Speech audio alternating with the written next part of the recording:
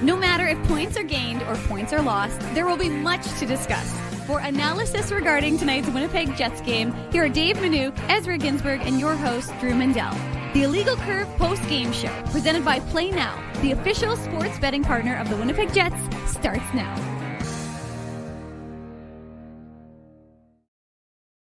Good afternoon, Winnipeg. Good afternoon, Manitoba.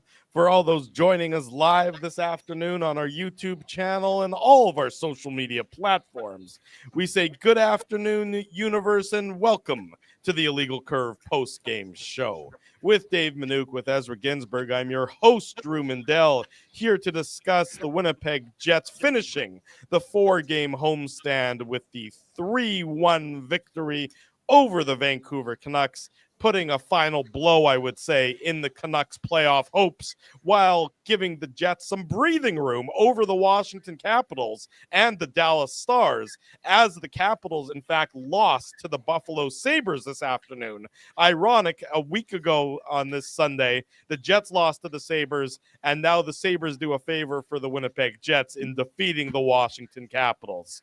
I'm still on vacation, as you can tell, and it's raining where I am, so I'm... Must be nice, Drew. We're doing all the hard work back here in Winnipeg, and you're vacationing all the time. That's right. Still, exactly. I'm huddled in the corner outside here, which is why this unfortunate camera angle is what I'm subjecting everybody to on tonight's post-game show. But nonetheless, you do get to see the stash nice up and close. That's true. You also get to see the double chin, which might be a triple chin at this angle as well. So you don't actually have to worry, Drew, because you're actually you're so close that you're actually like your head is blocked by the Illegal Curve post-game show, and your mic is blocking your chin. So really, all people are seeing are your eyes and your mustache. I'm like the Conan O'Brien sketch where all it is the mouth moving and everything else is frozen. Yeah, exactly. That's what I am right now. So I thought that would be fun to do on this Sunday afternoon. The Winnipeg Jets, like I said, they wrap up the 4-game homestand with getting 3 victories in their final 3 games today, defeating the Vancouver Canucks in what I thought was just a calm and patient effort by the Winnipeg Jets. They obviously give up the first goal. They pick up Matt Prefontaine for once. Normally, Matt Prefontaine is the one picking the Jets up. The players rally to his defense in tonight's contest instead, after he is surprisingly incorrect on a offside challenge. That was really close, though, Drew. I mean, really close. That's about as close as they get. Like, Dave was there in the building. I obviously was not. I'm watching at home, but I mean, I thought there was a good chance that was going to be called back, but it was almost just too close. Like the video, they weren't able to obviously overturn it. It just wasn't conclusive, right? But that was close. So I think we'll give Matt Prefontaine a pass on that one.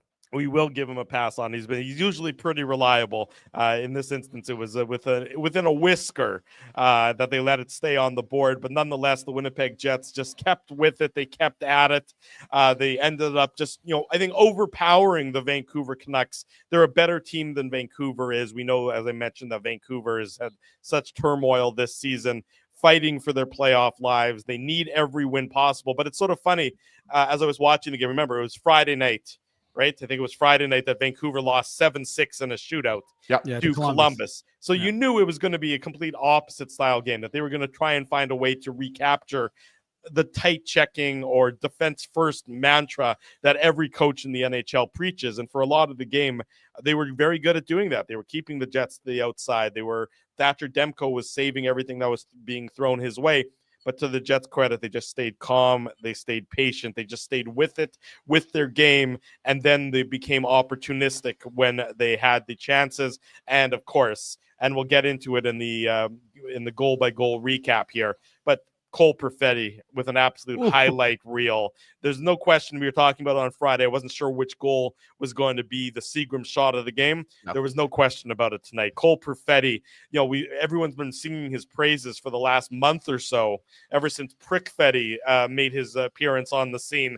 This might be the ultimate in Cole Perfetti turning into Prickfetti, as he just embarrasses Derek Forbort and gives the Jets the insurance marker and just makes the place electric, as everybody all over in the arena, everybody on social media, were just talking about Cole Perfetti and his fantastic goal to give the Jets the 3-1 lead.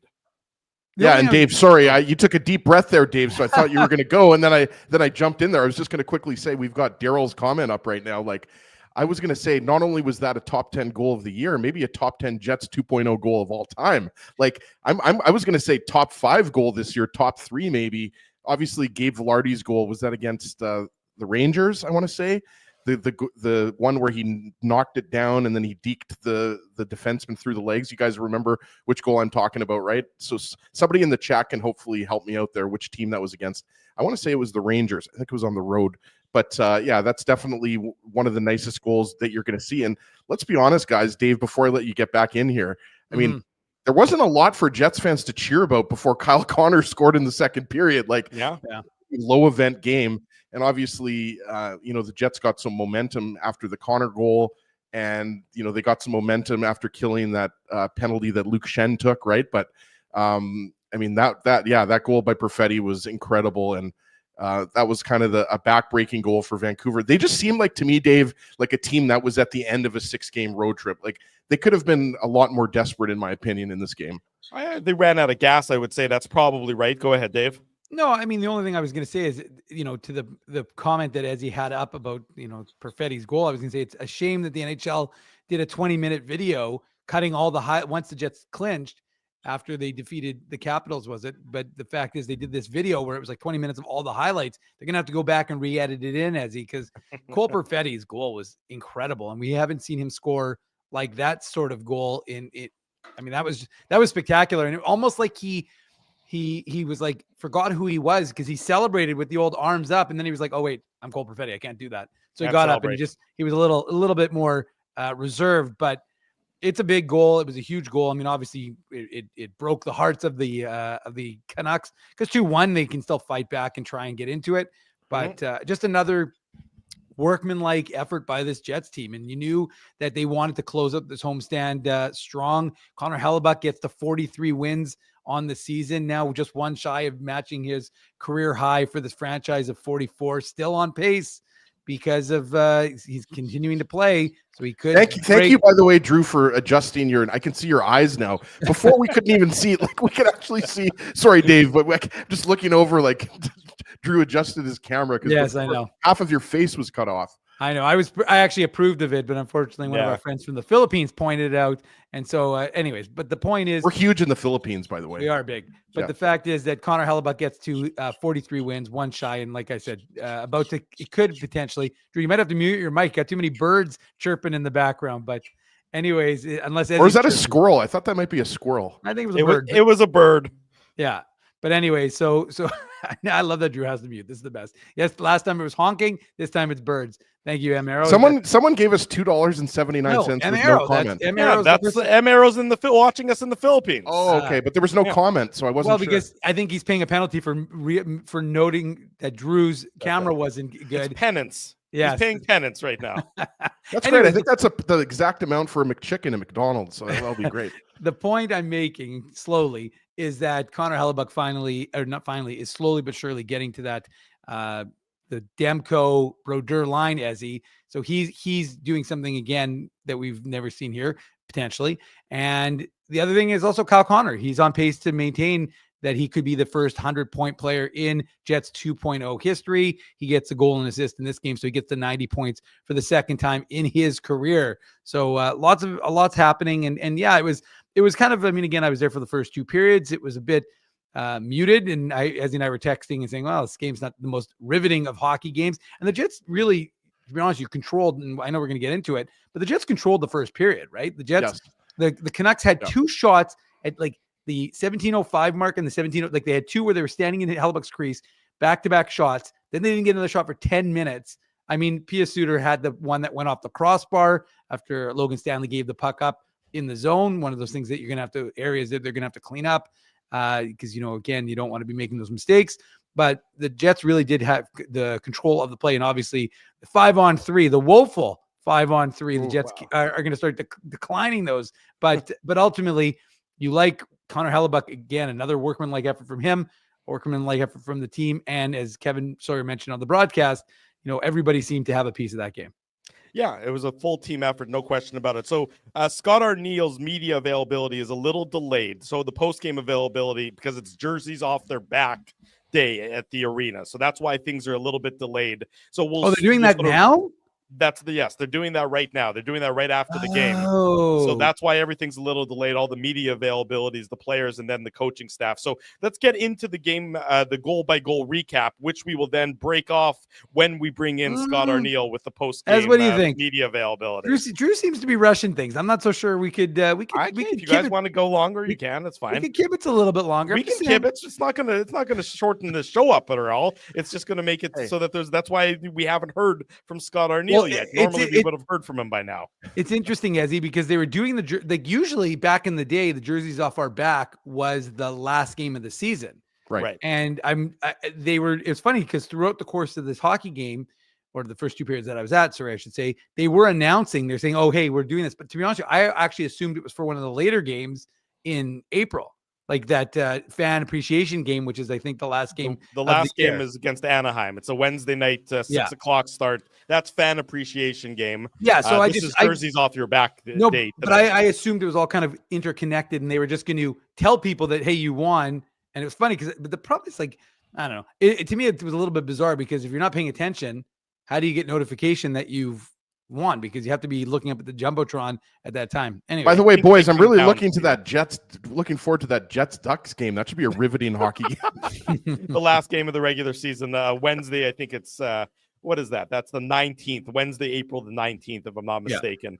So it shouldn't be that riveting. You never know what it might actually mean in terms of either the standings or the President's Trophy or something along those lines. Well, and Drew, it's worth mentioning. I know you want to get to the recap, but worth mentioning, Ezzy, that this Jets team now has a 3-point lead. The Washington Capitals, as Drew mentioned, lose to the Sabres. So Jets now have a 3-point lead on the Capitals, and the more important lead. They do have one game in hand, I believe, right?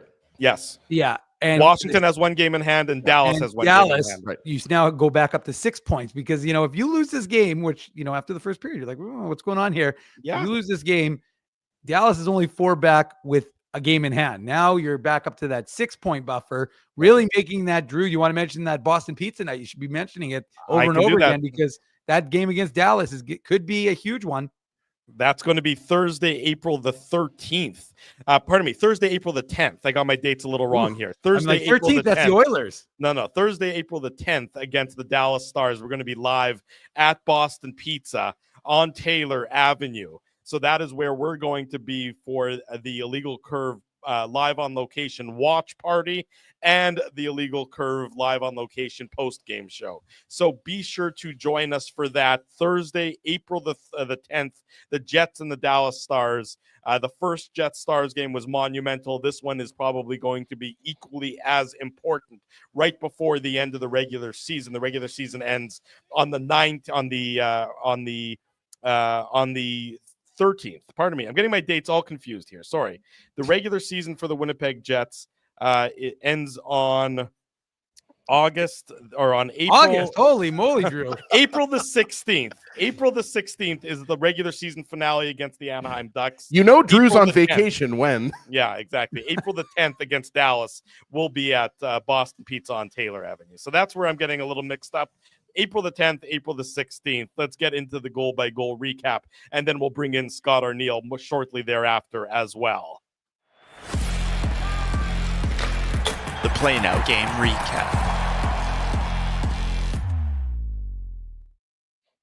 It's brought to you by our friends at Play Now, who hopefully aren't watching me butcher this post-game show so far, but I know that they are our good friends, and we thank Play Now for their continued support of the Illegal Curve post-game show. Don't bet on illegal sites. Bet with Play Now instead. Manitoba's safe, local, and secure gambling site, legal as well, 18 plus. Enjoy responsibly. Big thanks to our friends at Play Now. We have to start with the 5-on-3 woes of the Winnipeg Jets, because it's sort of remarkable that a power play as good and as dangerous as the Winnipeg Jets is so bad at 5-on-3. Yet again, they had a lengthy 5-on-3 advantage. It was a minute 7, Drew. And I don't believe they had a shot on goal. They didn't. Which is, is it that they're being too cute? Are they looking for the perfect play when they should just simply be simplifying it, putting pucks on net? and trying to outnumber their opponents, which they have, by the way, 2 extra players than the opponents do. It just seems like that 5-on-3 mindset for the Jets needs to be more basic, more shoot, puck retrieval, rebound, than perfect passing like they've been trying to do in the last number of 5-on-3 opportunities. Yeah, it's when you have a 5-on-3 for minute 7 and you're not able to generate one shot. I mean, that's a problem. And this is, the 3rd or 4th by my count 5-on-3 that the Jets have failed to score on, right?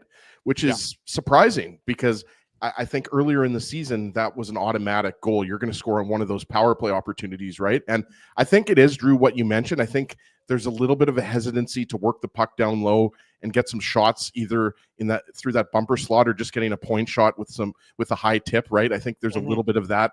But that was definitely a glorious opportunity. It was Teddy Bluger who took that high sticking penalty, which made it a 5-on-3, like we talked about, for about just over a minute 7. And that was kind of, you're looking at that and you're thinking, that's a big opportunity that they have missed out on there. But I think they will figure it out. And obviously, guys, Gabe Vilardi, Dave reported on this for illegalcurve.com yesterday, right? Like, Gabe Vilardi's not coming back for a while now. It's going to be at least a couple of weeks. We don't know exactly how long it's going to be. It's a bit of a mystery, right? But they're going to have to figure this out without Vilardi in the lineup. And I actually thought, guys, we talked about it. Obviously, they scored the goal against the Devils on the power play. It was Iafallo, if I'm not mistaken, right? That got the power play goal. And I thought he looked really good. I didn't think, he was as noticeable today on the power play. But it's definitely something, as the Jets pile up these wins, Dave, the power play is certainly nowhere near clicking what it was earlier in the season, right? So I think they're aware of it, and I think they'll get it together. I think there's way too much talent. I always say this, but I think there's way too much talent for this power play to be struggling like it is lately. Well, the only thing I would add is your PK has been playing well. So there's a bit of an offset, right? Like, obviously your preference would be to have them both being effective and playing well and no shots on the first 2 Canucks power plays. So that's what I mean though. Like, and we've been seeing that more and more now that PK has been coming up. And so as one of the things I said, you don't need to be the best power play in the NHL to be a Stanley Cup champion. We know that. But I think your PK finding its way, if the Jets continue to regress from a power play perspective and get down to, and I know overall, like, forget about the overall, because it's only going to drop so far because they were so lethal for so long. And I know that you'd say, over the last month, it's X. I don't have the number off the top of my head. My point is that, let's say it's, whatever the percentage is, wherever it is, you can live with that because your PK has gotten it into, I would imagine, is in the top 10 of the NHL. And again, I don't know exactly. Drew usually is pretty good at crunching these numbers and giving them to us. So I'm hoping to delay. I'm filibustering a little bit so he can give us the last. You don't see Drew's got an abacus out of the camera shot there. He's actually crunching those numbers right now. So I'm just saying that from my perspective, if the PK has improved, we know that it's around, I think it was around 13th, 14th best in the NHL overall, but what it's been over the last, let's say, month or so, or whatever the time frame Drew arbitrarily chooses when he chimes back in. But I just think that, to me, that is more important for the Jets, is that their PK is preventing goals, because that of course can be such a big killer in terms of the playoffs and the momentum and that sort of thing. So from that perspective, yes, it's disconcerting to have a power play that's not moving, because even, let's be realistic, Gabriel Vilardi hasn't been out that long, and the power 14th in the NHL over the last month. Okay, so that's what are you saying? Their PP or their PK? The PK is 14th in the NHL, 79.3%, which is in the month of March. Well, that's bottom third, Dave, in that time. Yeah, I would think the power play is, I don't know, bottom third, but I mean, it's been somewhere in that number. But I mean, 14th is the power play has been 13th. So you have a PK that's been 14th in the month of March, and a power play that's 13th at 25.8%. Okay, well, so, I thought the PK was a little bit the power play was worse than that, but actually that's not bad. It's funny, actually, I thought the PK was better, and I thought the power play was worse. But regardless, okay, so there you go, Drew. Well, giving you the numbers. I mean, it was the slump right after the Four Nations for the power play. Yeah, then it went on over that 17 huge heater. Yeah. Then it went on a heater, and now it's sort of been, I would describe as average, which, so it'll when one's bad and then one's good and then one's average, it balances out to average. And the PK has probably been something similar to that. And to give Tracy credit, because I would agree, the power play has gone static. They're not moving as much as they were in the early days. And I would I think we would all agree that that's, at least in part, some of the problems that and I agree with Ezzy. I think they have been passing up some really good opportunities to be almost like too cute. And you kind of saw it. And again, at the end, it wasn't a power play. It was 5-on-5, but almost when Cole Perfetti gave up that chance at the end of the game to try and get it to Nino Niederreiter. And I get it. Yeah. His buddies are in town from Switzerland. He wants him to have success and score. By the way, are those guys staying here until the playoffs start? Like, those guys are awesome, by the way. If they do, it's just like, I think they've been they were at all 4 games on the homestand. I think they were certainly there on Tuesday for sure. They were sitting just a bit below me on Tuesday night when I was there with my daughter. But they've been, I think, and you actually had a big brick of Swiss cheese on you. That's true. I just always carry a brick of Swiss cheese with me at all times. It's funny, you just never know when I'm going to get hungry. Drew, you seem like more of a Gouda kind of guy. Is Gouda Swiss though for a cheese? Well, look, you're asking me. Like, I know. Well, I don't know. I mean, Swiss cheese is the Swiss. I mean, there's only one kind of cheese Dave Am knows about. It's called mozzarella. I like the holes. Yeah, mozzarella. You can't just start all of a sudden dropping new cheeses in that might not be Swiss when we're talking about the Swiss guys here watching their buddy Nino. Dave, there's a pattern. You gotta work with us here a little bit. Fair enough. Yeah. In any event, so the Jets do not score on the 5-on-3 opportunity, the glorious 5-on-3 opportunity in that first period. Had an opportunity to really blow the game open nice and early. Natalie's schooling us for those listening on the podcast. Gouda is from Gouda, she tells us. Yeah, but where is Gouda? Gouda is apparently Dutch, says Charlie Horse. Okay. Oh, so there you go. In any event, now that we're into the cheese portion of the conversation, hopefully Scott Arniel won't be too much longer because things are quickly going off the rails. What about goat cheese, Drew? Do you like goat cheese? I do like goat cheese. All I know is, as Yin Vivian says, this show has more holes than Swiss cheese has. Yin Vivian has the best line maybe of the night so far, or the day, yeah. Vancouver opens the scoring with 1:05 to go in the first period. P.S. Suter is 22nd of the year, assist to Tyler Myers and Jake DeBrusk. And it's a bad read by, I think it's a bad read by Mark Scheifele more than Logan Stanley on this play. They both go after Myers. Yeah. And, we've known Myers very well around these parts for a long time. We know what his shortcomings are, and we know what his strengths are. And he makes just a nice feather pass into Suter, who's able to come downhill right into the pass, and he fires it over Connor Hellebuck's shoulder to give the Canucks the early 1-0 lead, or at least not early, but late in the first period, he gives them the lead 1-0 at that point in time. The Jets had played pretty decently for that first period. Just not a great read on this play by Mark Scheifele. I thought just trying to do maybe too much, and as a result, abandoning the center of the ice and opening it up for P.S. Suter. Yeah, I mean, Logan Stanley and Mark Scheifele, like you said, Drew, they're way too hyper-focused on Tyler Myers. That's the issue here. And what also happened is there was a bad line change, right?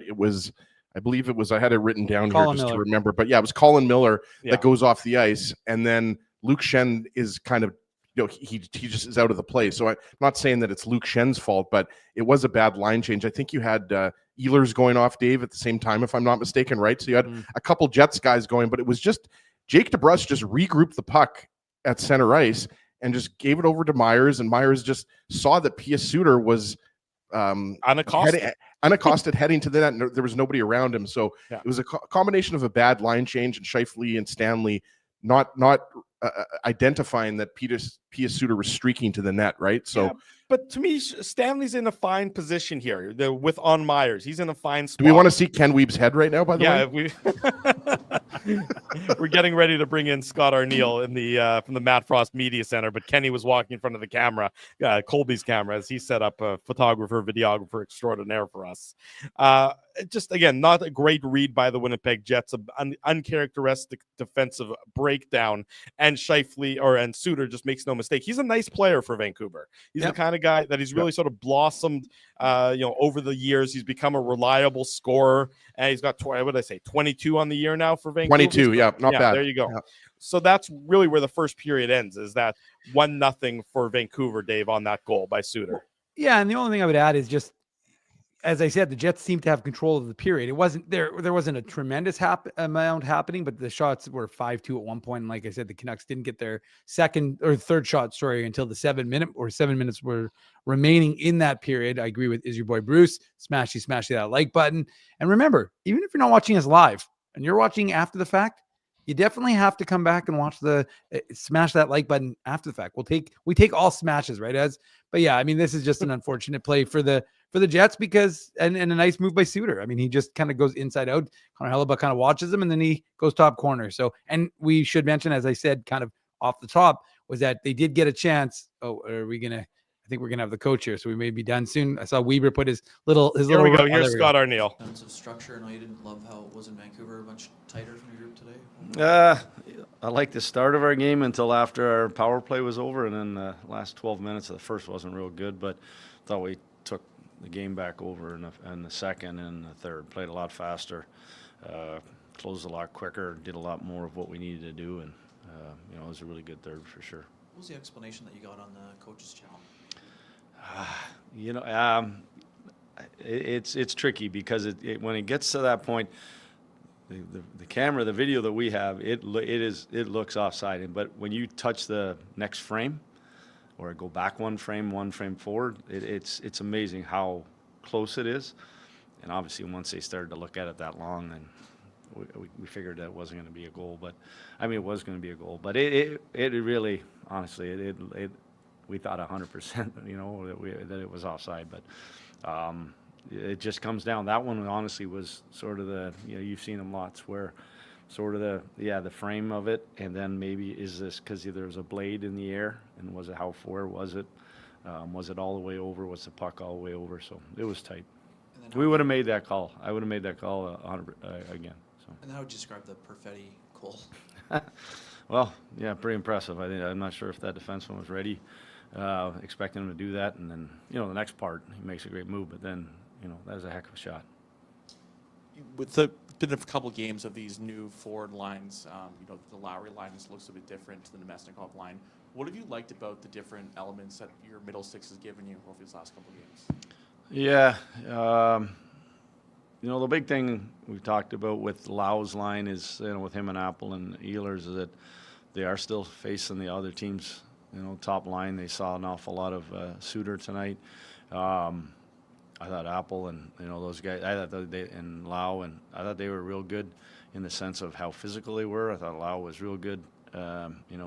He's getting so many chances around that net front. I know he hasn't scored in a while, but he's doing all the right things. And Fly gives him some speed on there. But with Vladdy's line, like I mentioned, you guys last week, there it gives there's two real skill with. Again, it's two skilled guys, and no disrespect to Nino's skill, but it's also another big body that goes to hard places, and I think that we're kind of getting that out of guys again. That's part of the identity of Nino when he plays that way. He's real effective.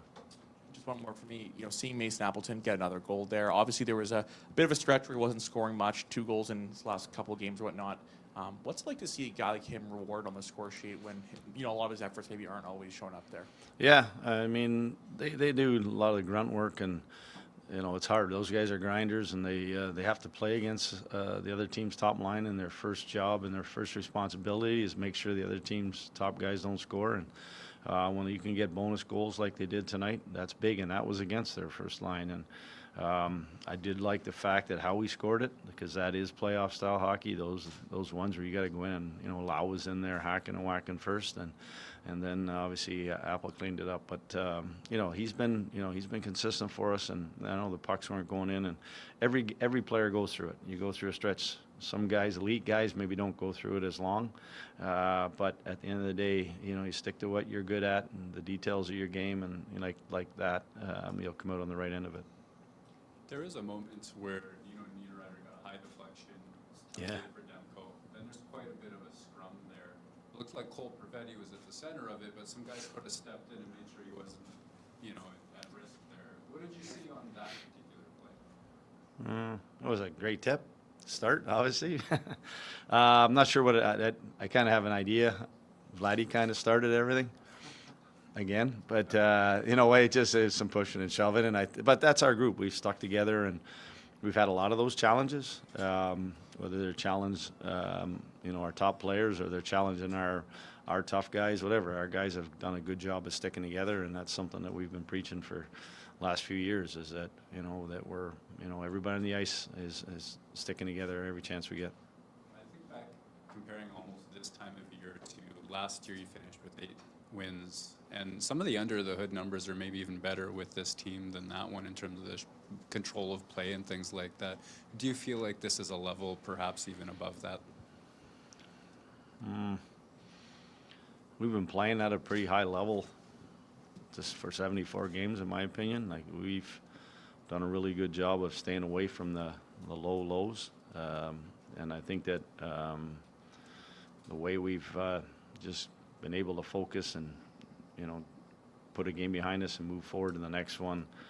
Last year there was a little bit more, there were some tough games, some tough stretches, and obviously we finished on a high note. But I just think this is a good hockey team that knows how to play night in, night out, and they know when we're successful because when we play the way we have to play. I don't know if it's any different. You may have those analytics or those stats or whatever. I just think that we're a very confident group, and we really, from game one of the season to where we are today, that when we play at our best, we're a tough team to play against.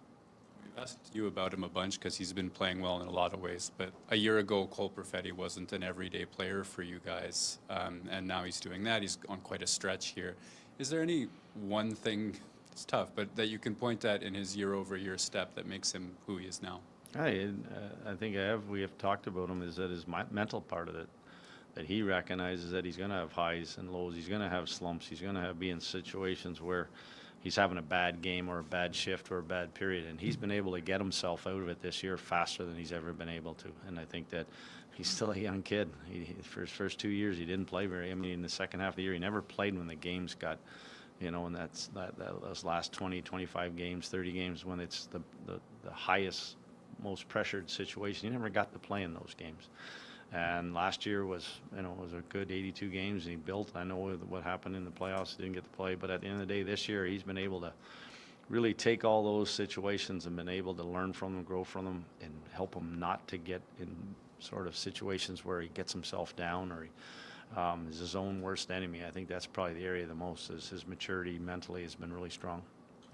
Scott, you guys sold out all 4 home games on this homestand, 5 in a row going back to Dallas. Is there a point of pride just as a team? Like, you can almost feel the correlation between maybe the fans really buying into what you guys are doing and you're kind of seeing it in terms of the environment in the rink? Yeah, I obviously want that every night. I know that sometimes you have to earn it as well, and I just think that the one thing about the building, whether it's to capacity or not, we've been in it. We've been doing a good job of entertaining them, and it's been reciprocated back the other way. It's loud. It is really loud. You get down to the ice level, not just for this 4-game stretch. They've been great for us all year long, and obviously winning certainly helps that.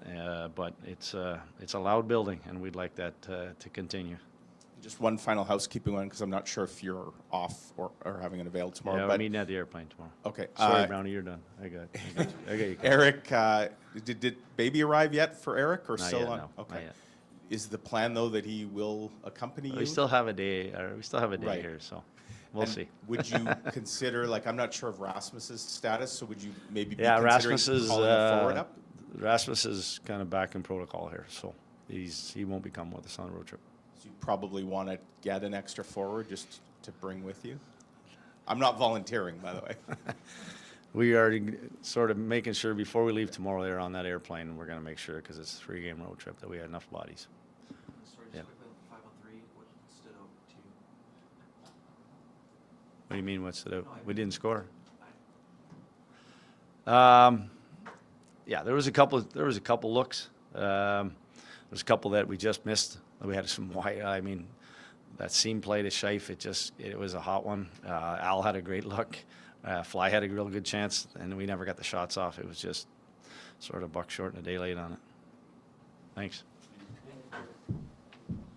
You cruised your way into bike patrol. Sorry, wasn't, Ezzy, it's funny. Like, I was expecting Drew to be back. I was listening to Scott Arniel, but I was also making sure I was updating the Instagram, updating the website. And so I wasn't really privy to the exchange in the private chat. And then sure enough, I come back to look and I'm like, whoa, wait, there's Ezzy. There's me. There's Weber's head for some reason. And okay, let's get rid of Weber's head. Let's get rid of Weber in this thing. Let's keep it.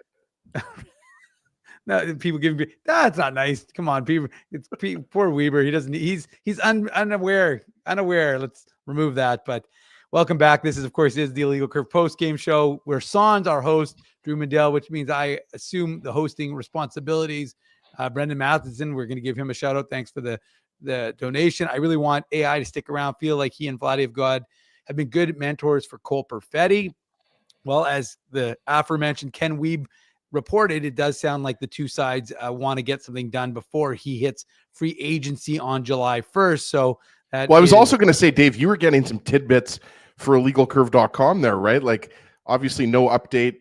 Eric Comrie and his wife are expecting, I believe it's their second child, right? Yep. Yeah, I think so. Yeah. And then also that Rasmus Kupari was in protocol, which I don't believe Scott Arniel. No, that's new, right? So that's something that we suspected. We talked about it on yesterday's show, right? Yeah. Because Rasmus Kupari had suffered the concussion. So it looks like there's a good chance that there will be a forward that is called up from the Moose based on that.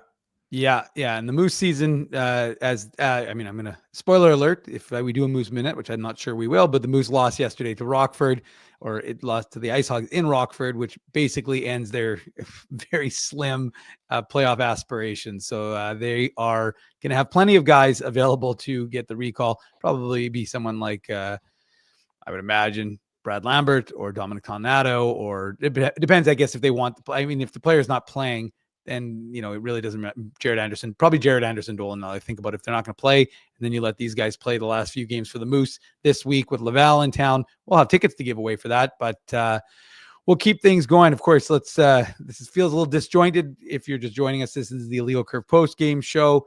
74th one of the season. The Jets are the first place team in the NHL. They increased their lead over the Capitals to 3 points, and a 6-point lead. The more important one, I know some folks are excited about the President's Trophy, others are not, but the one that folks are clearly excited about is that top spot in the Central. The Jets, of course, increased their lead to 6 points over the idle Dallas Stars, who beat Seattle yesterday. So Dave Lowry did not give Adam Lowry his birthday present to make it a little more difficult on the Stars. Dallas won that game. They'll have a rematch in Seattle again, the rare back-to-back home back-to-backs. So Dallas will be in Seattle, and we'll see if Seattle can do the Jets a favor by dethroning those Stars. Now we'll get back into the game, goal-by-goal recap here on the Illegal Curve postgame show. But while you're here, make sure you slash that like button and ensure that you are subscribing to this channel.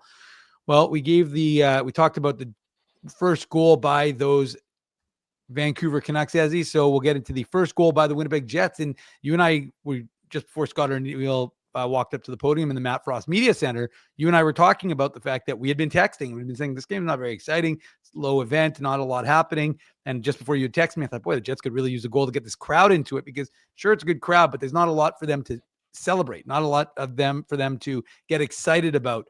Well, that was quickly thrown out the window when number 81 got going in the neutral zone. And, Mike McIntyre of the Winnipeg Free Press, who sits just 2 seats over from us, kind of gave the old meep meep Roadrunner sound, which he usually reserves for Nikolai Ehlers. But Kyle Connor, as well, as we know, is a fast player. He got on his, got the wheels going and kind of an unexpected goal. Wasn't sure that, there was contact at all with the player. And, it confused Demko. But regardless of how it ends up going in, it goes in to give the Jets some life, tie the game, and gets the building going, because the fans get up and off their feet with Kyle Connor's 38th goal of the season.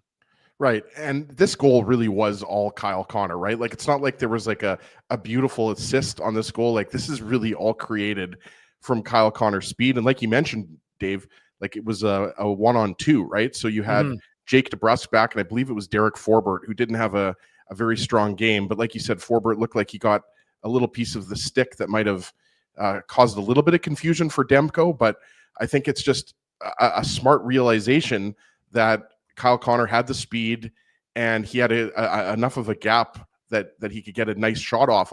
And I think it surprised Demko. At least that's what I saw. It looked like Demko was not set like he wanted to. And most goalies will tell you that they shouldn't be scored on from there. But Kyle Connor happens to be one of the best snipers. Like you said, 38 goals on the season. He's easily going to hit 40.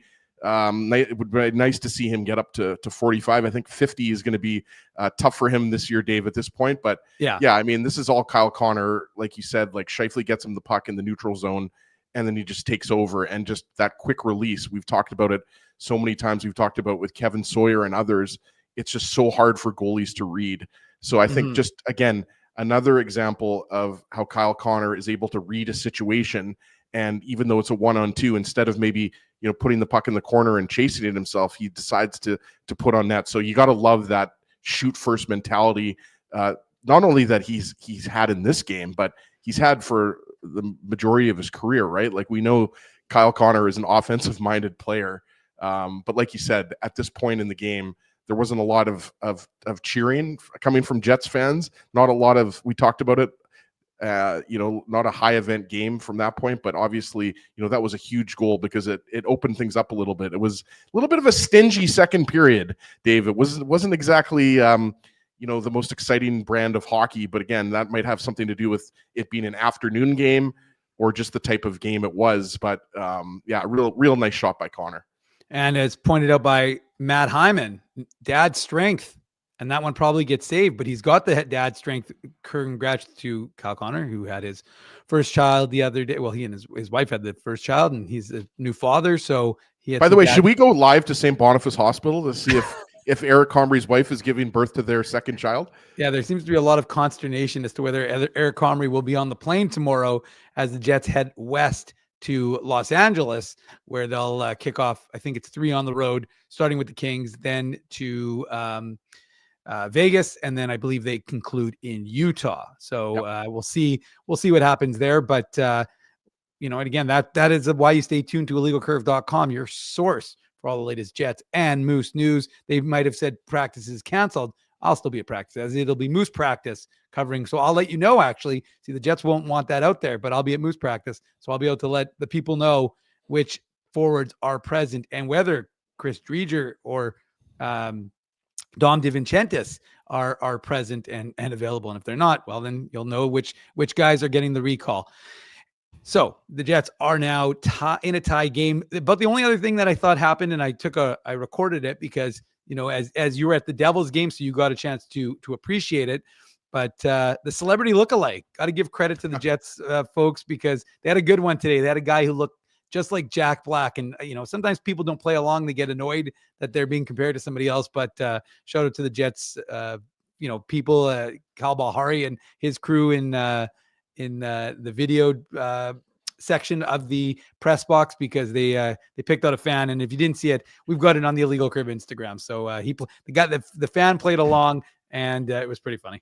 Dave, I'll give you a quick story here before we get into the Mason Appleton goal. But as many of you know, I work at Hockey Manitoba, and we have a floorball program.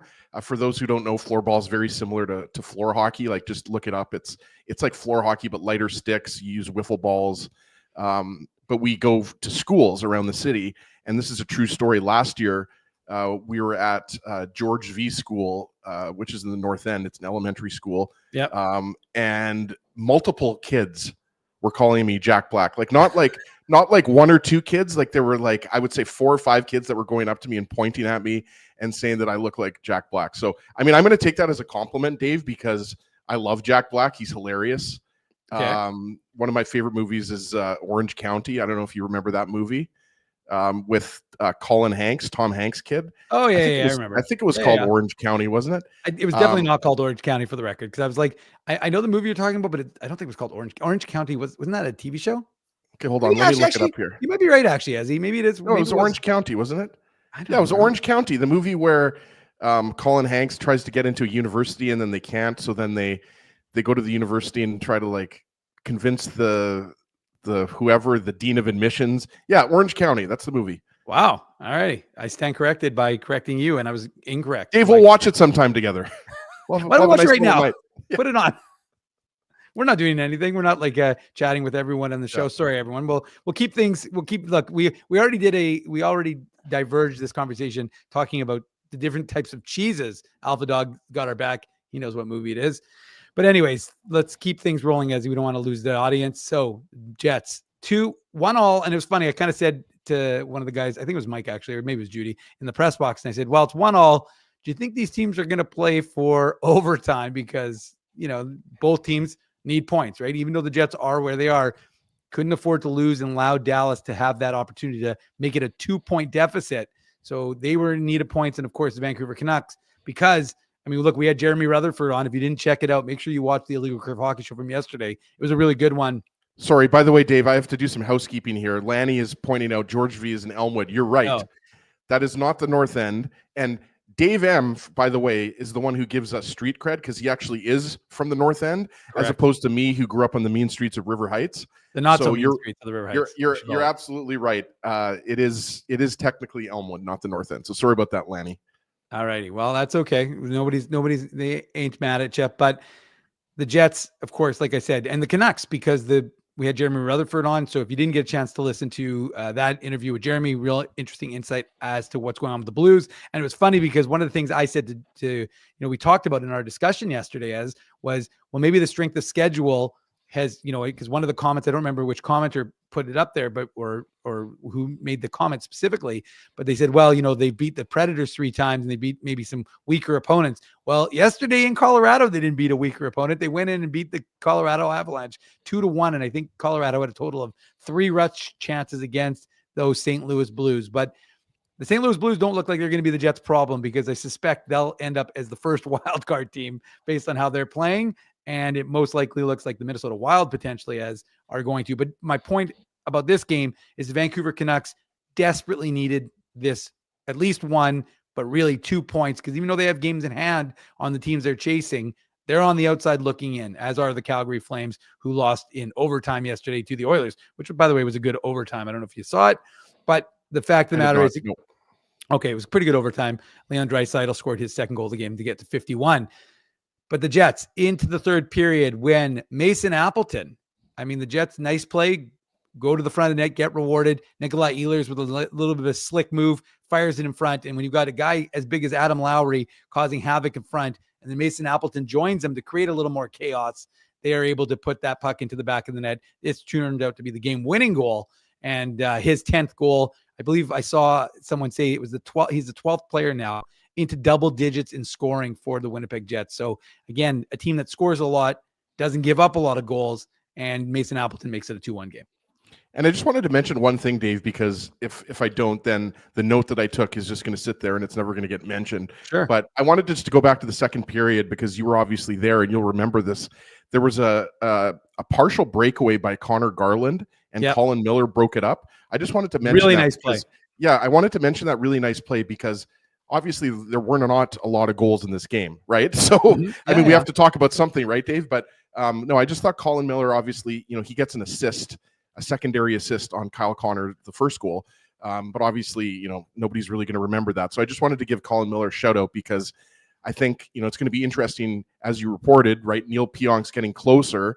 He's not obviously going to be on the road trip, but he's getting closer to coming back. And it's going to be interesting to see. I think, most people would agree that Colin Miller's going to be the odd man out, and then Luke Shen will be the third pairing defenseman with Logan Stanley. We think it's not necessarily a foregone conclusion, but just was really impressed by Colin Miller's game. Just wanted to get that in there. But yeah, I think, we've seen this so many times, Dave, on the Appleton goal. We've seen, Nick Ehlers, when he spins around and he's kind of creating chaos in the opposing zone, and then you had Lowry and Appleton going to the net, right? So obviously, Nikolai Ehlers had the Canucks kind of on their heels doing what he does best, when he's turning around and spinning. And then it was just Mason Appleton beating out, I believe it was Quinn Hughes, in front of the net. And, that's the type of goal, though, that Appleton has to score, right? Like, let's be honest here. You're not expecting Appleton to score pretty goals. Like, you're expecting him to score goals that are near the blue paint. And when we were talking to Kevin Sawyer yesterday on the show, he was mentioning that he thought Appleton was playing the best hockey of his career. And, let's be honest, he's gone through a pretty bad, 12 games, Dave, I believe, that he didn't have a goal, right? So Nino Niederreiter had his streak snapped recently. So I don't know. I'm still the type of guy, maybe it's because I wasn't a very good hockey player, but I still love those greasy type of goals, right? Like I know that, we'll get into the Perfetti goal because that was one of the nicer goals of the year. Yeah. But I think there's something to be said by some of these greasy goals, right? And I think that's when the Jets are at their best, I believe, when they're getting goals from a variety of sources. Sure, you love to see Scheifele and Connor and Ehlers, producing all the offense, and obviously Velarde before he was injured. But when this team was at their best earlier in the season, I'm not saying that they're not at their best now, but when they were on their 15-1 streak, or when they were, that 11-game winning streak, you were getting goals from the third line. You were getting goals from the fourth line in addition to the top two lines, right? So I like the line, and it's only been 3 games, but with Ehlers and the type of east to west hockey that he plays, where he's able to use those rocket skates and dance around the offensive zone, and then you got Lowry and Appleton who were able to crash the net. It's a fun line to watch, that's for sure. Yeah, no, there's no question about it. And look, the Jets now have a 2-1 lead in the game, and the building is psyched up. You can feel the momentum starting to. Well, that's because you were there, Dave. That's why it was so pumped up. At this point, as I've already left the building, although I was quite excited, I did have a. Oh, that's right. Yeah, you were gone by then. Yeah, I was gone by then, but I did have a great parking spot. So a good parking spot can really make the game. A good parking spot can, forget that, Dave. A good parking spot can make your entire week, arguably the month, especially, downtown Winnipeg. Like, it's not easy to find free parking around downtown Winnipeg, but usually when I go with you, we're able to find a spot somewhere near Portage Place or something like that, right? But and then we have to get a little bit of a walk in, but that's not bad. But yes, a good parking spot is huge. And the other thing I wanted to mention with this third period, like, it again just seemed like the Jets were very workmanlike and very sticking to the game plan, right? Even though, like we talked about, the second period for the majority of the period was not great, even though, I don't think it wasn't one-sided. I thought that, just even looking at the shot attempts were 41-41, and the high danger chances were 9-8 for the Jets at even strength. So, it was a 1-goal game in the third period, right? So, obviously, I don't know if you want to just transition right into the Perfetti goal, Dave. Well, but I think I've spoken too much, because I think we have to dedicate the next few minutes of the show to Cole Perfetti. Well, and that will do. But the other thing, you mentioned the Colin Miller play, and the other one I want to highlight, because you see why Arniel has Kyle Connor on the PK. Because I don't know if you remember that play. I think it was in the second period, but in the neutral zone, and there was a pass coming from the Canucks zone, and Kyle Connor it's like he has eyes in the back of his head, just kind of put a stick right in the lane and intercepted the pass, and just kind of look at it and you're just like, wow, this guy, it really is amazing how he can do that kind of thing. And he does it in my mind more often than any other guys on this team, at least. He really is. His anticipation is just so good. So anyways, and it's important. That's what we call the notable things that we've taken note of that don't necessarily show up on the stat sheet, but are worth mentioning nonetheless.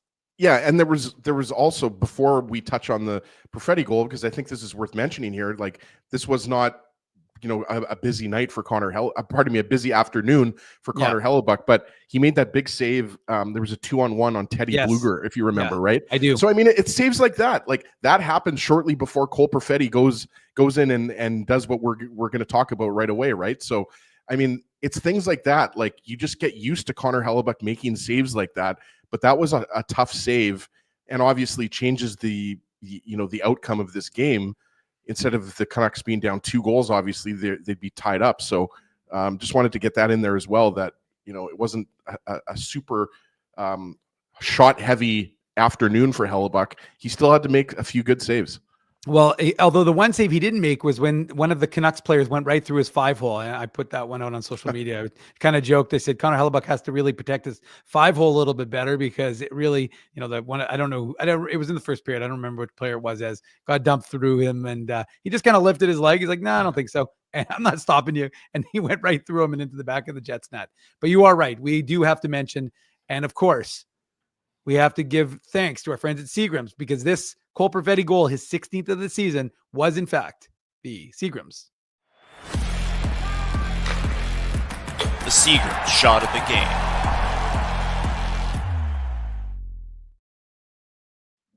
Our thanks to our friends at Seagram's, like Seagram's VO as they all taste so good going down when the support a good local product. And this is I don't know that, it's funny because one of the questions I asked Kevin Sawyer on yesterday's Illegal Curve Hockey Show, again, I would suggest you go and check out that interview if you haven't. It was great. He's awesome. Like, not only is he a good analyst, but just a good guy.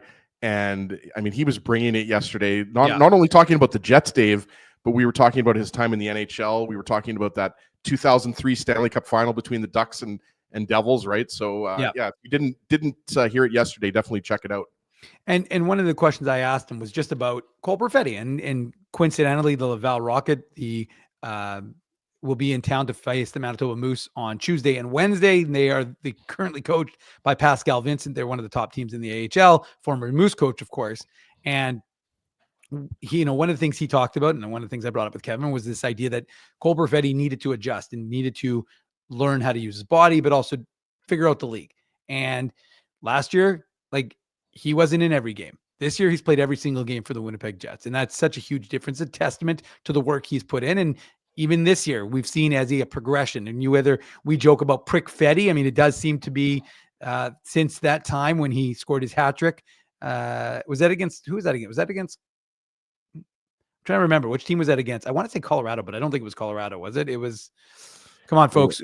I'm drawing a blank. Colorado kind of sounds right, but someone's going to. The chat always helps us out, Dave, because our memories sometimes fail us, and usually the chat bails us out. Yeah. Oh, it was against. Was it against the Avs? Come on, people, give me the.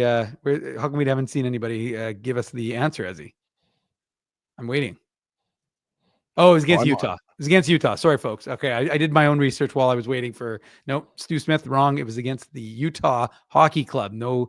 But regardless, the point is that since that time, his progression has been significant. And like I said, Kevin detailed it in in response to a question I had to him yesterday, which, like I said, go and check it out. Smash the like button. Make sure you're subscribed. And here we go again. As this is a guy who. And you got to credit the play of the Jets. It's a nice play by Kyle Connor along the wall to kind of make that little. Again, that's one of the things that Kyle Connor does. And this has been an improvised look, right, with Kyle Connor on with Nemestikov, but he just makes that nice little play. And then Nemestikov too makes a little chip. And you're like, okay. And the Canucks really, it's funny because if you actually look at the Canucks defense, talk about Teddy Blueger, he really isn't concerned. It's a one-on-one. And Derek Forbort, which I have to say, I'll be honest with everyone, and I said this in the press box. I thought when Derek Forbort left Winnipeg and got that job with the Bruins, I thought, okay, well, maybe he's got a little bit left in the tank. And he went on a bit of a run with Boston. I thought, okay, well, but that's probably the end of it. And then he got back with the Canucks, and I thought, boy, he's got more lives than a cat right now, because I don't know how he's sticking around. And we talked about him on I think it was the first goal. And now we're going to talk about him again on this one. But Cole Perfetti, just recognizing time, space, and opportunity, does everything right. And then, but it's one thing to get around Derek Forbort. It's another thing to beat Thatcher Demko with that shot. And it's just a beautiful shot by Cole Perfetti, adds to the Jets lead, and just gets the building a rocking. Yeah, and everybody saw the goal, so I'm not really going to be able to use my words and really make it any nicer than it was, right, Dave? Like you mentioned, I mean, it was a nice little chip pass on the boards by Kyle Connor, but let's be honest here. This was all a one-on-one goal.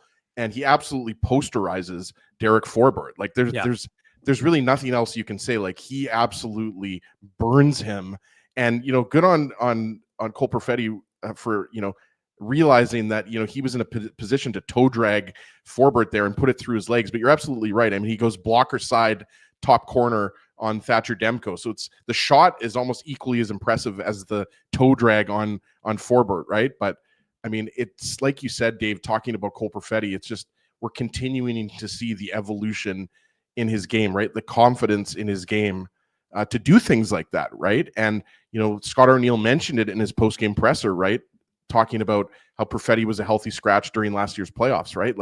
And then you mentioned that he's played every single game. There's zero chance that he's going to be a healthy scratch during this year's playoffs. He has become such an important part of this team.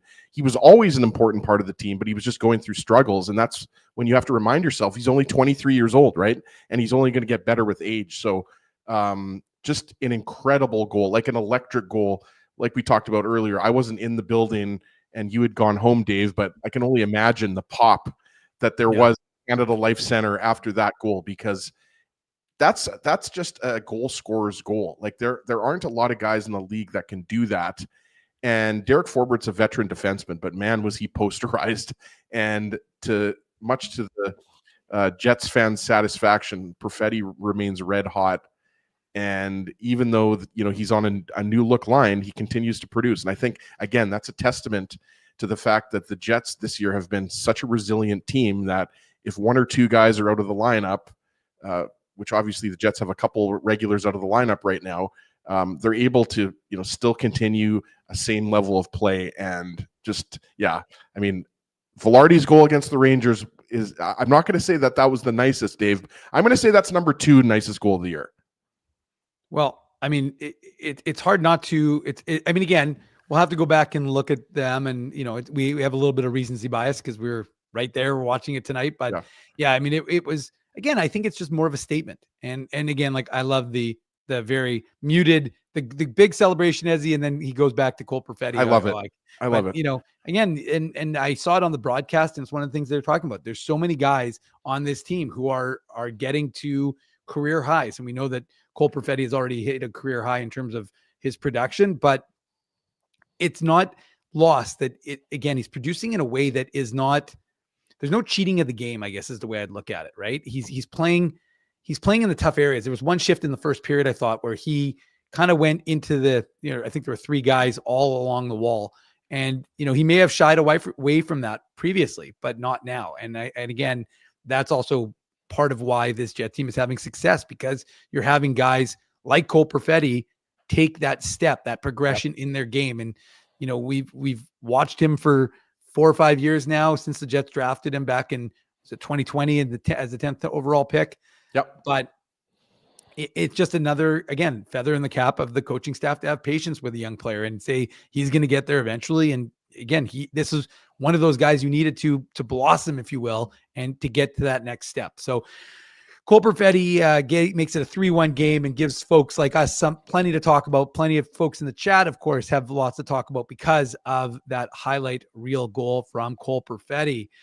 Well, Ezzy, that was kind of how things closed out. The Jets locked it in. I did kind of joke on Twitter saying, well, is it possible now we're going to see Carl Schwartz is right. Everyone, 400 in the chat, less than 200 likes. Come on, people. We'll give Carl a little bit of a break because he meant to say, come on, everyone, not common everyone.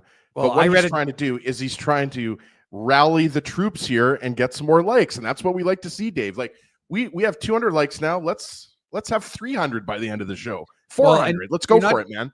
You're not just giving likes to Ezzy or to Drew or myself. Today is a very special day. I'm going to give a shout out to my Zeta Sam. It's his 98th birthday today. He didn't want to celebrate it. He didn't want any fanfare, but the family forced him to a little bit. But 98, still smart as a whip, still drives, still lives in his own condo. And he looks great.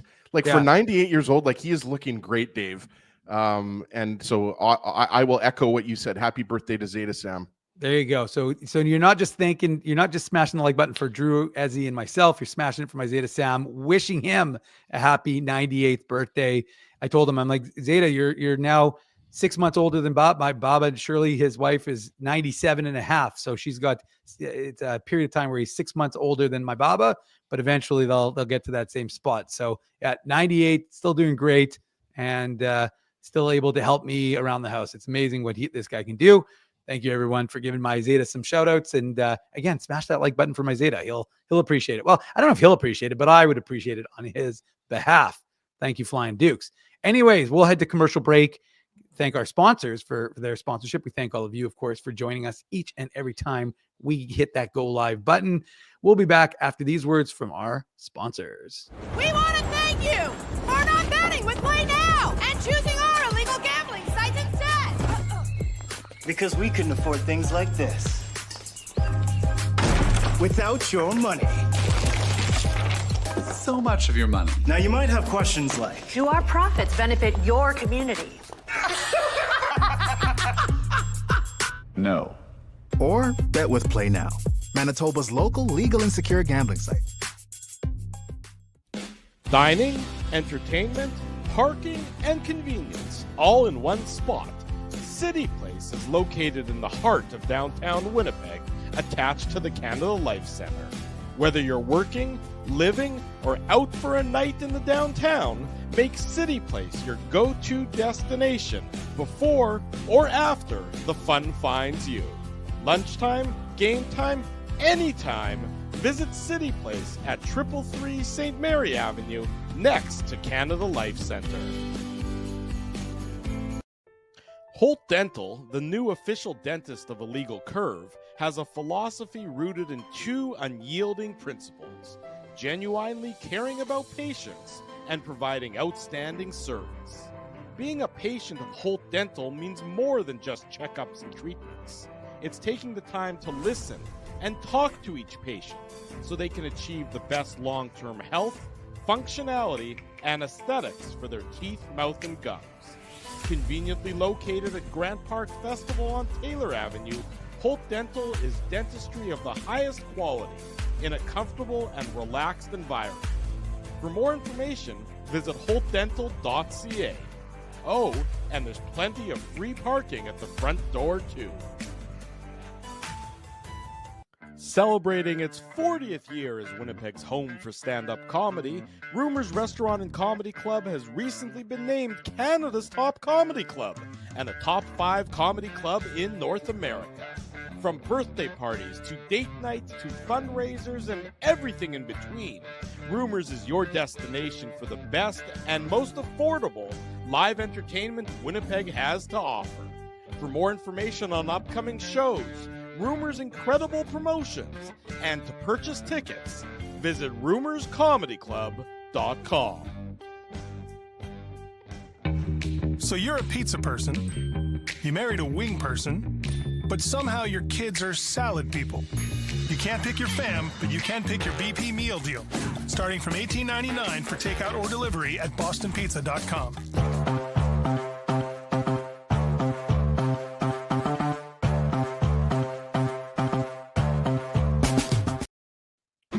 Welcome back to the Illegal Curve post-game show, number 74 on the season. Ezzy, where has the season gone? Just 8 games left. I'm Dave Manuk. He's Ezzy Ginsburg.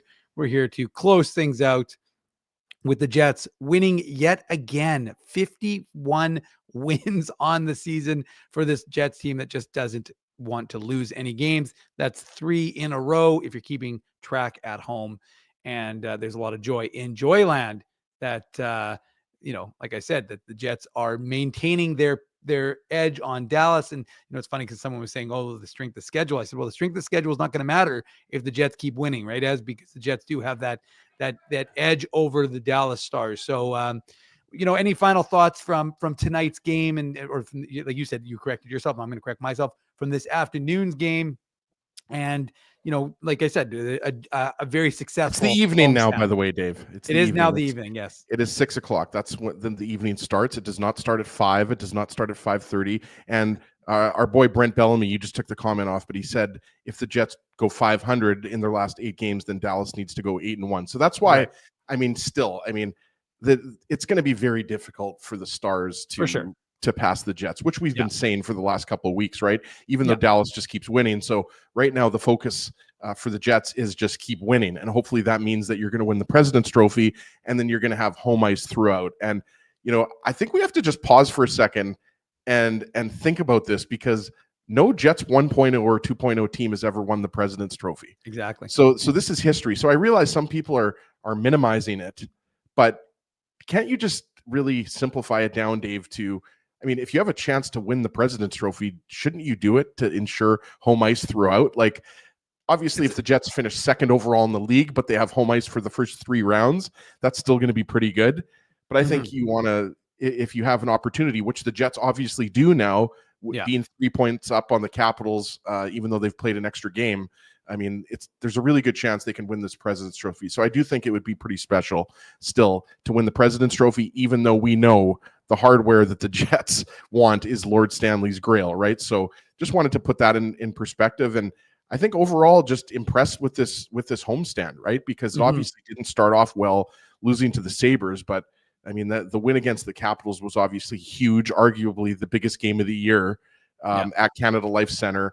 And then, they handled the Devils pretty easily, scoring those 2 goals early in the first period and really never looking back.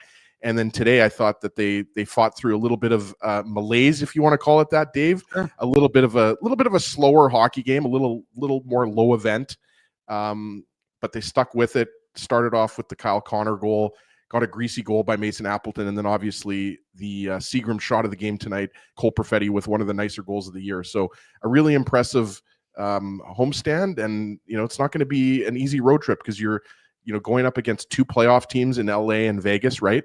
So you got to keep it going and make sure that you're staying on top of the Caps here. Well, Doug's saying, are you saying the Jets should burn Hellebuck out again in order to win the President's Trophy? No, and I don't think they will. I really do. Like, we've talked about this, Dave. Like, the coaching staff is obviously never going to tip their cap and tell us, who's going to start, the last 8 games. But, if I'm a betting man, I'm probably saying, I'm going to say Comrie gets 3 of the last 8 starts. I think most people would probably say 2, but I think it's going to depend on what happens in these last 8 games, obviously. But I think at the very least, Comrie's getting 2 of the last 8. Yeah. And, I shouldn't say if I'm a betting man, because I think that might be going a little bit too far, but I'm going to change that. I'm going to say that Comrie gets 2 of the last 8, and potentially 3 if the Jets have the President's Trophy locked up the last couple games. That's what I'm going to go with. And I think that's logical. I think that's fair, right, Dave? Yeah, I mean, it is, although it's interesting because if Hellebuck gets 5 of the next 8, then the best he can do is tie Braden Holtby and Marty Brodeur for the best ever, most wins, I should say, by a Canadian, or not by a Canadian, by an NHL goaltender. So it'll be interesting if that plays into it. But look, at the end of the day, we'll see. I mean, the fact of the matter is, you also got to remember, Ezzy, these games aren't particularly taxing. And it's easy for me to say from my lofty perch in the press box, or from my comfy couch, or my comfy chair, I should say, doing the post-game show. It's good to see you, by the way, back at your house and not just using the virtual background. A lot of people have noticed that Dave M's had that virtual background for the last few weeks. Well, I go in between. I use both. It's fine. It's not, I mean, I can't be quite as much as gestury, if you will, but regardless of that, the fact is that, like I said, it's been a good run so far. It's good really good homestand, as he says, and the Jets are going to head out west starting tomorrow. They are off tomorrow. Of course, illegalcurve.com will still have all the latest Jets news. We'll have next day thoughts from Connor Rabchak. That'll be available around 11 o'clock and maybe 10:30 even. And of course, we'll have his week in review, courtesy of our friends at Winnipeg Sports Talk. So there'll still be lots of coverage, and I will be at Moose practice at 11:30 tomorrow morning. So I will have all the things covered about those Manitoba Moose. As I don't think I'm going to hit the bumper tonight unless you want me to, but the Moose, we have gone a little bit long. It's been a long post-game show. The Moose, we'll save it for Tuesday. Yeah, we'll save it for Tuesday, but I will say the Moose playoff dreams, hopes, whatever you want to call them, aspirations, they basically ended yesterday in Rockford, as I already mentioned. So the Moose, they ended their season. Well, they haven't ended their season officially, and probably not a good segue for me to say, but if you want to go see the Moose play, we've got tickets. So if you want to go to the Moose game on Tuesday night, they've got a bunch of promos they're doing. I think it's back to summer promo on Tuesday night. Then they got another promo on Wednesday. You can see former Moose head coach, Jets assistant coach, Pascal Vincent. It's his first time back in Manitoba as a head coach in the AHL, because of course he was an NHL head coach for a bit with Columbus, but now he's back in the AHL. And like I said, doing a real good job at Laval. So if you want those tickets, send me an email, dave@illegalcurve.com, or just slide into my DMs. I see Dave. If you don't remember, I will put that out tomorrow or Tuesday, so you can go to the game in the IC zone. We got some good tickets for those games. So if you want to go, let me know. And I'm going to tell you that, what was the other thing I was going to say? Oh, quick prospect note, Braden Yager. He had 2 primary assists in the Lethbridge win over Brandon in game 1. And he had 2 goals yesterday as the Hurricanes have a 2-0 series lead over the Brandon Wheat Kings. I know our friends in Brandon aren't going to be happy about that. I'm not celebrating it. And game 3, as he Lethbridge is a good team, though. I don't know if Brandon's going to be able to come back in the series. Like you said, we're pulling for the Wee Kings because they're obviously the only dub team in our province, but led by Braden Yager, that's a deep team. Yeah, it is a good team, and so and they're heading to Verdun to play game 3, as because it's the there's a big fair in Brandon. Royal Winter Fair, it's called. Yeah, the Royal Winter Fair, which takes over the arena there. So the folks are going to be the game 3 will be played in Verdun, oil country. Yeah, that's true. It is oil country. So I do not. By the way, Warren Monroe is telling me not to forget Colby Barlow. I won't forget Colby Barlow. I mentioned his 3 goals and 1 assist in game 1. I don't know what he did. Well, game 2 is tonight, I think, of his OHL series. So don't worry, folks. There's plenty of time to remember everything. And again, if I forget to mention it on a broadcast, then it's always available on illegalcurve.com, because that is where we post everything to do with Jets prospects, the Moose, and of course the Winnipeg Jets. Okay, well, it's been a great show. It's been another long show. This was not supposed to be my leading the ship, as it was supposed to be Drew Mandel, but Drew decided to abandon ship and decided to go and take his family and have a good time in Kentucky. So I'm going to close out the show, unless you've got some final thoughts, Ez? Or you No, did? we can close out the show. I mean, we went a solid hour, 16 minutes here, Dave. Yeah. So I'm looking forward to we're going to go have a few cold ones a little bit with some of our friends. So I'm looking forward to that. And just looking forward to the West Coast trip. Obviously, there's going to be some late games coming up. Get your sleep in. But looking forward to it, to see if the Jets can keep it going and stay atop the entire league in first place as they chase that President's Trophy. It will be fun, and we will be there for every moment of those games and the chase, and of course, illegalcurve.com. When we're not live on this show or on the Saturday show, is your number one destination for Jets, Moose, and Jets prospect details. And we thank all of you for joining us each and every time we go live. And we thank all of our sponsors. Big thanks to all of our sponsors of Illegal Curve, who make the postgame show, the Saturday show, and the aforementioned website, illegalcurve.com, a possibility. They are in no particular order: Rumors Restaurant, a comedy club, Play Now, Holt Dental, Boston Pizza, City Place, Seagram's. Support these fine businesses because of their continued support of Illegal Curve Hockey. I'm going to end the show with another birthday shout out to my Zeta Sam. You don't turn 98 every day, although he tried to pretend like it wasn't that big a deal. So happy birthday, Zeta Sam.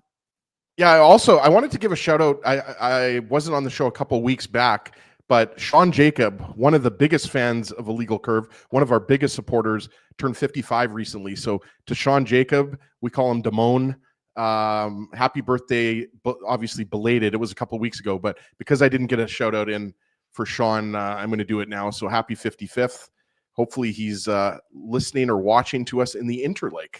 There you go. We do love our fans in the Interlake. We love our fans anywhere, whether you're in Manitoba, Winnipeg, or anywhere across the world.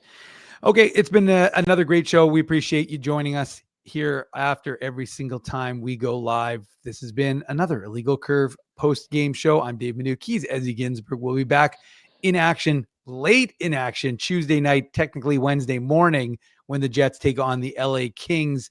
As Ezzy says, another stretch of the final stretch, I should say, of the late regular season game. So thanks a lot for joining us. Have a great rest of your Sunday. And remember, smash that like button before you go for the rest of your night. Enjoy the rest of your Sunday. And we will talk to you on Tuesday night.